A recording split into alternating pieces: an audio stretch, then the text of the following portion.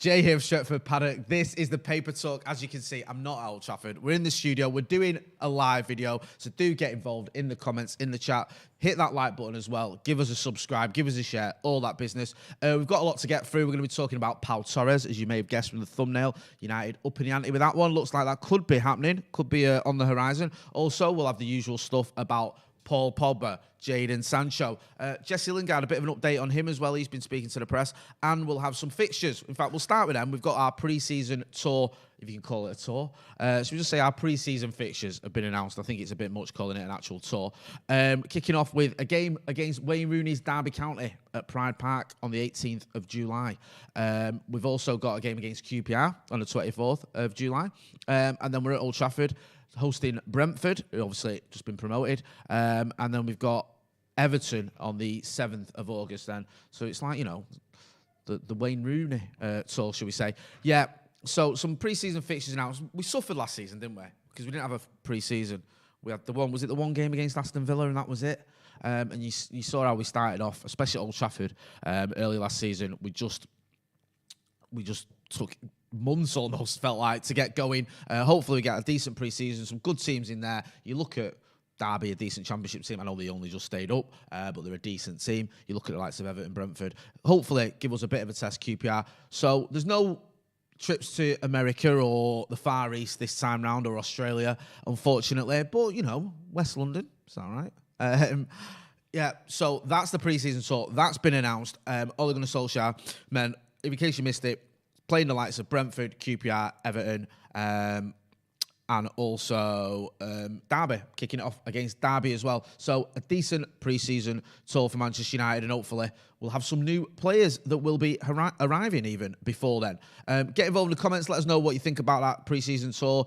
Is it the right thing? Because obviously, with restrictions and stuff like that, it was always going to be unlikely that Manchester United, and there's a Euros going on, as you may have noticed, that Manchester United were going to go sort of travelling far away. But some people may have looked at it and they may have expected us to there was talk one of us going into somewhere like Malta, somewhere like that. But that doesn't look like it's going to happen now. Well, it's not going to happen. So we're just going to be doing a sort of mini tour of England, including a couple of games at Old Trafford. So at least we're getting some games in, which is the main thing. Get involved in the chat. Let us know what you think. Lots of people already getting involved. Oliver Edwards saying, hopefully a few young lads get to play in it. Yeah, Ollie does like to give the youngsters a chance, doesn't he? Especially in friendlies and stuff. We know he's already spoken. I think he spoke about, was it James Garner, saying he's going to see what he can do in pre-season. Maybe the likes of Ethan Laird, Hannibal Medri might get a chance in pre-season to show how ready they are for the first team. It could be an opportunity for some of these youngsters. We know in the past, under Jose Mourinho, he wasn't too fond, was he, of giving lots of youngsters a chance and then using that to see whether they were good enough for the first team. Youngsters could get a chance in pre-season, but then they were usually just ignored or loaned out or whatever, regardless of how they did. There was some exceptions. Andreas Pereira was a bit of an exception. He seemed to get a game in the Premier League after he had a decent pre-season. But mostly, Jose Mourinho didn't really use pre-season as anything other than a chance to sort of take the team into different games abroad and do all the marketing sort of obligations they've got. He even spoke about it, didn't he, when he criticised the fact that he had Alexis Sanchez and a load of kids for one of the pre-season games. So he wasn't a big fan of using it to see where his players were and how ready some of the youngsters were. Ole Gunnar Solskjaer's different. He does give youngsters a chance, and those games are decent games against strong opposition. It could be a chance for some of the youngsters to stake a claim for featuring, shall we say, in the United squad this season, and maybe not going out on loan. Maybe that's a chance for Ole Gunnar Solskjaer. If he's in two minds about certain players, he can say, okay, is this player ready to go on loan, or is he actually someone who can stick around? Let's have a look how he gets on against the likes of Derby, against the likes of Brentford, against the likes of QPR, and against the likes of Everton, of course.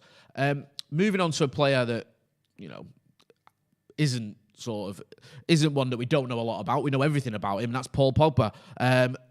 The stories are just coming thick and fast when it comes to Paul Pogba. It's non-stop with what's going on with him. We know his deal runs out in a year's time. He's got suitors. There's lots of clubs that are sort of interested in Paul Pogba. How interested they are remains to be seen. Whether they're going to put money, a bid in for him, remains to be seen. Manchester United, as we covered yesterday, have apparently slapped a £68.5 million price tag on Paul Pogba, which normally you'd think, okay, that seems reasonable for a player of Paul Pogba's quality. But he has a year left on his contract, so some clubs may think, well, why pay 68 million quid when we can wait and maybe get him for free in the summer? There was talk of him going back to Juventus. I was mentioning this yesterday's news, which seems crazy, doesn't it, if he went back to Juventus in next summer on a free, if they got him twice on a free and we bought him off them for 89 million quid in between. But we'll wait and see. A story doing the rounds this morning is that Real Madrid are reportedly set to reject an offer from Manchester United for Rafael Varane that would include a swap for Paul Pogba. Varane is a top target for the Red Devils this summer, who are looking to provide Harry Maguire with a world-class partner at centre-back. Then goes on to say that Varane would cost around 50 million. And reports in Spain suggest that United are keen to pay no more than 35 million to keep enough funds to secure a deal for Jayden Sancho from Borussia Dortmund. So it looks like United trying to get Varane on the cheap, shall we say, or cheaper.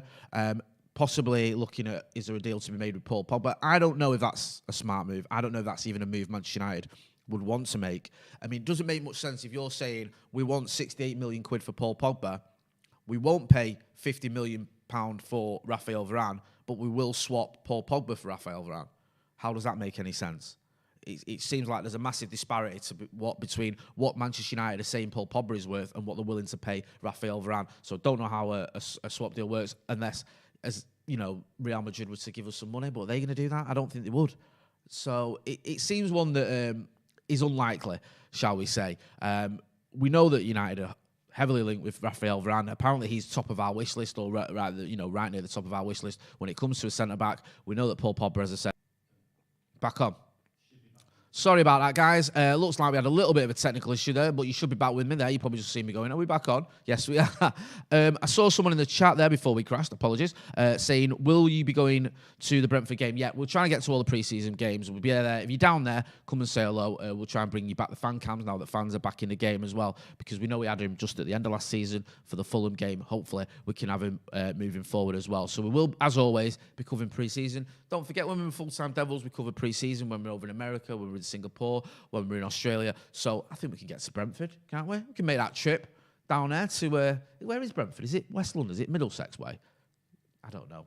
I'm from Manchester. Listen, I get a nosebleed if I go all the way to Stockport, so don't ask me. Jason Lee in the chat says, Jay, which can you see happening, Varane or Torres? Do you think Torres is a smoke screen? That's a great question. Heavily linked with Varane, but the Pau Torres, who I'm going to get to shortly, rumours do seem to be gathering momentum, and there does seem to be genuine interest from Manchester United in Pau Torres. We know he's had a decent season, or a good season at Villarreal, played very well against us, obviously, in the Europa League final, which I won't get into. So could either happen? They're both not going to happen. Could either of those happening? Is Varane or Torres, or is Torres, a smokescreen for Varane? Out of the two, I actually think Varane might be more likely. I just feel that, from what we gather, that's where the biggest interest from United comes, is that United really want Varane. The problem with that is other clubs want him too. I think he's been linked with the move to PSG, but so is Sergio Ramos. So it's unlikely that both of those players are going to go from Real Madrid to PSG. Other clubs would always be looking at a player of the quality of Rafael Varane. He's won the lot. He's still only 28 years old. I mean, he ticks so many boxes. He's got experience, yet he's not that old. He's won lots of trophies. He's all round game is fantastic. He's just one of those players that almost any club in the world would welcome. Certainly Manchester United would welcome. Richard James says, Jay, you're clutching at straws, mate. Fair enough. You can hope. We can hope. I'd love to see Varane come.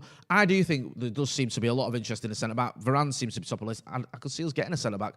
Personally, I think a CDM should be priority, even possibly over a right winger. I know it looks like we're going to get Jayden Sancho, but I just feel like a CDM is essential. And I know people go, well, Victor Lindelof's not up to the job and all the other stuff, but I think if you put CDM in front of our defence, it just changes the whole complexion of the team.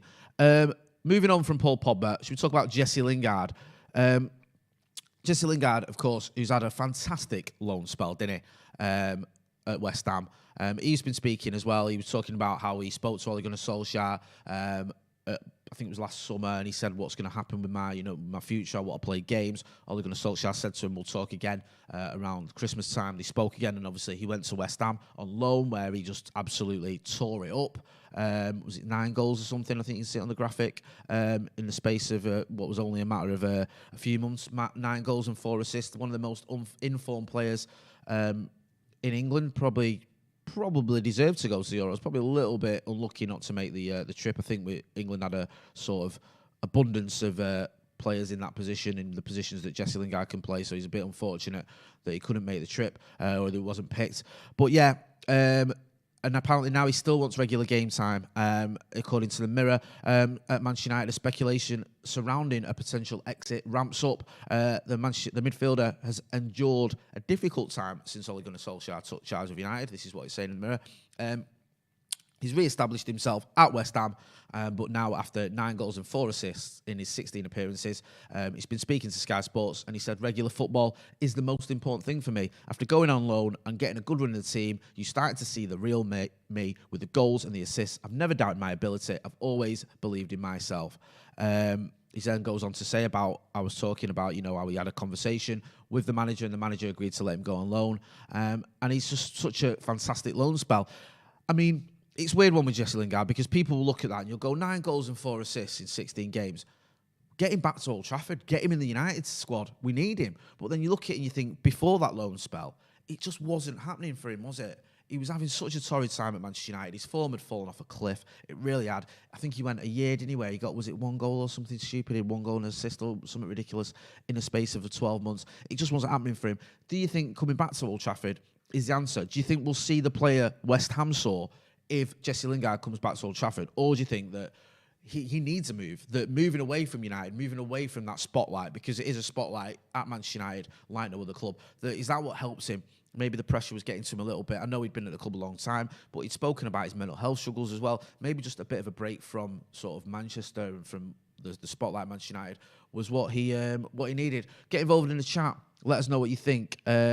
What do you think? Do you think Jesse Lingard should come back to Old Trafford? Do you think he should just move on? Do you think it's a bit of a gamble if we let him move on because of the form he showed at West Ham? If we were to sell him permanently for what should be around 20, 30 million according to reports, would that be something that could come back to bite us? Hit that like button as well. Give us a like in the chat as well if you're watching. People in the chat saying... Ash K. Singh says Ghana should be given a chance this season. Ghana may get a chance. I think Ole Gunnar Solskjaer was talking about having a look at him in pre-season and maybe seeing whether he could be the answer. If he proves himself in pre-season, maybe he'll get a chance in the squad next season. We know he had a fantastic loan spell at Nottingham Forest. They were comparing him to Sergio Busquets, the Nottingham Forest fans, after a loan move at Watford, which didn't quite work out. So, yeah, he's done really well. Maybe there's a chance for him to prove himself in pre-season. I think James Garner will end up going out on loan again. But we'll wait and see because, as I said earlier, you've got some decent pre-season games, and Ole Gunnar Solskjaer does like to give youth a chance. So maybe he will give someone like James Garner a chance if he proves himself against the likes of Brentford and Everton and all those other teams I've mentioned. Moving on to Pau Torres. Another centre-back that we've been linked with. Been linked with a lot of centre-backs this summer. The likes of Jules Koundé, the likes of Rafael Varane, the likes of Pau Torres. And it says here, I think this has come from the Manchester Evening News. It says, Man United are desperate to sign a new centre-back in the summer transfer window. Villarreal defender Pau Torres is one of those options or remains an option. And it says Manchester United are making progress over a potential move for Pau Torres in the summer transfer window. Ole Gunnar Solskjaer's side are understood to be going all out for a new centre-back signing this summer, with the Villarreal centre-back still under consideration by the club. Now, there were reports last night that those sort of the move for Pau Torres was moving closer, was edging closer. I think it was the Daily Mail reporting it last night. We spoke about it on the Transfers Live. Now, the MEN picked up on it or are covering it, excuse me, saying that obviously there's a real interest there, and United know about Pau Torres because of, not just from scouting, but also what he did for Villarreal against us, and that he is someone that we're looking at and someone that we want. It says here that he's got a release clause in his contract around in the region of around 60 million euros after he penned an extension until 2024, 2 years ago. It also goes on to say there is some belief Villarreal could yet consider a player plus cash offer for Torres if any suitors are unable to match a figure in the current financial climate, although then priority would be selling for cash only. I mean, I don't know if United have got players necessarily that we would be willing to swap or that would want to swap with Pau Torres. Could someone like Eric Bailly, would that work? Would anyone want to see Eric Bailly go out and Pau Torres come in? I don't think they would. I think there's still a feeling that Eric Bailly has a future at the club, and I don't know if he'd necessarily want to go want to make that move, make that swap deal. Do you know what I mean? It's like, it's all very well and good going, oh, you know, we could just do a swap deal. We could get someone like Eric Bailly, who's not played as much football as we want him to, and we could send him to back to Villarreal on a swap deal. But would he want to make that move? Would he want to go back to Villarreal? I'm not so sure he would. So I'm not sure that's an option. You look at other players, Axel Tuanzebe, apparently there's a low move on the horizon for him, so don't think that's going to happen if we were looking to do a swap deal with a centre-back. I'm not sure we could do that swap deal, not one that would suit Manchester United and suit Villarreal. Someone here, I was waiting for this. I knew as soon as I looked in the chat, someone would say it, and they have done straight away. If I can scroll back, I think there's a couple of people say it. Anthony Money Peo says Jones plus cash for Torres. Yeah, I'm not so sure Villarreal will go for Phil Jones. I'm just going to put that out there. I think it's a little bit unlikely. Will they go for Phil Jones? It's doubtful, isn't it? It's doubtful. Get involved in the comments, guys. Let us know what you think. Is there a player we could swap for Pau Torres? Is that an option? Hit that like button as well. Give us a like. Let's try and get to, I think we're on 70 likes. Let's try and get up to 100 likes before we end the video. Ted Sorrell says, Lindelof for Torres. I don't think Lindelof's going anywhere, and I don't know. I think that's a little bit risky, that one. I'll be honest with you. No matter what you think of Victor Lindelof, he's one of our more reliable defenders. He's someone that's fit most of the time. He's played a lot of games for Manchester United, and by and large, he plays well for Manchester United. He's also having a fantastic Euros so far, if anyone cares about that. So I don't know. I don't think Victor Lindelof's going anywhere. Conor Cleary says, lads, in capitals, Brentford wouldn't take Jones. Dylan Chitty says, Andreas for Torres. Andreas Pereira, he still went on loan, then is he still a United player? You always forget about him, don't you? Yeah. I don't know. I just don't see a swap deal happening. We'll wait and see anyway. We'll keep tabs on it as always. I think if we want Pau Torres, we're going to have to pay the money. We really are. I think the swap deals are all well and good. We know that Manchester City are apparently offering Spurs about 8 players for Harry Kane, but we haven't got the squad that Manchester City have, unfortunately. So I don't know if we've got the players that would tempt Villarreal. We'll wait and see. We'll see what happens with that one. We will keep you posted as always. Should we move on to a Jayden Sancho story? Because what would this channel be? What would Manchester United be without a Jayden Sancho story?